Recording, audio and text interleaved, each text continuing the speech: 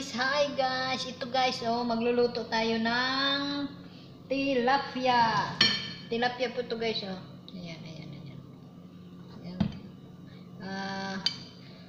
Para tipid ako dito sa aking ulam, ito ay aking binili po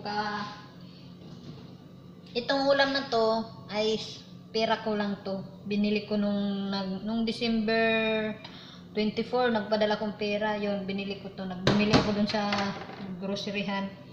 Ay, kasi kakaumay naman kasi dito, puro manok-nok na lang. Kaya yun, bumili akong ulam guys. Ito, ulo, piprituhin, ay ipapaksiw ko to, itong ulo. Ayan. Tapos ito naman, ipiprito ko to.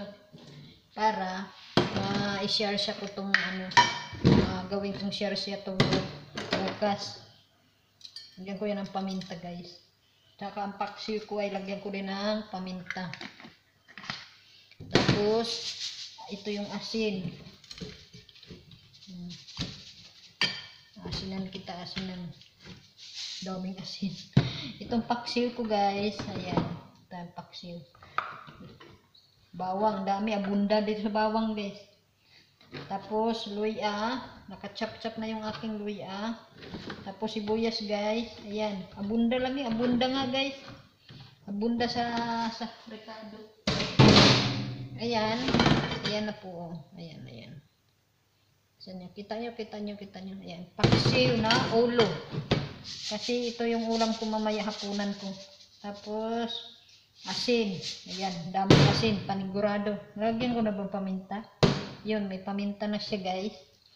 Tapos suka.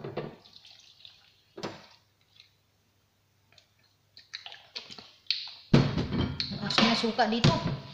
Nahiwa yung kamay ko Nahiwa ng kutsilyo. Ito, kutsilyo dito guys. Ganito siya oh. Kita yung kutsilyo dito. Ganyan lang siya oh. Naganon yung kamay ko. Paghiwa ko ng luya.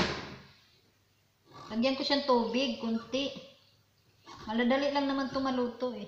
Pag nagpaksiw. Ayan. Ayan na yung ating ito na yung buntot. Kasi piprito ko itong buntot. Tapos ito, papaksiw ko ito guys.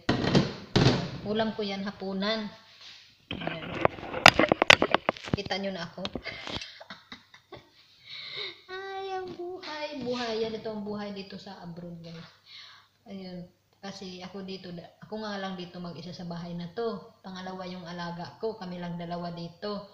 Kaya pwede ako magluluto ng sarili kong pagkain. Kung gusto mo rin kumain, kung gusto mong kumain kung kahit anong pagkain, pero gusto mo, hindi mo naman pwede pabili yun sa amo mo. Kaya ang ginagawa ko, ako na lang bumili sarili kong pera. Ayun. Kaya ito, tilapia, nakita ko to. Kaya nangisda ako doon. Nangisda ako sa groceryhan. Ayun.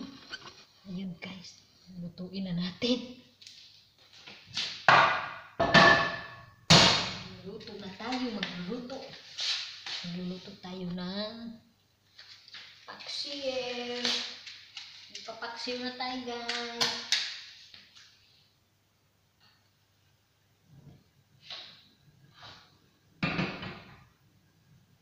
Ayan, madali lang yan naman maluto. Madali lang yan maluto kasi paksiw lang naman yan. Ilan lang naman yung espiriton yan eh. Kulo-kulo lang yan maya. 10 minutes, 15 minutes pagkakulo. Tapos, luto na. Sasaing ako kanin mamaya puti kasi masarap yun, puti kanin. Tapos paksiw ulo. Sirit na naman ang aging nito guys. Isang bandihado na naman itong mauubos ko. Mamaya ako ipipreto pag naluto na yung paksiw. Yun guys. Sayang na pala yung mga kaibigan ko hindi na nakakain ng tilapia. Lagi ko talaga yung pag tilapia yung niluluto dito, tapos ako lang makakain. Naalala ko yung mga kaibigan ko doon sa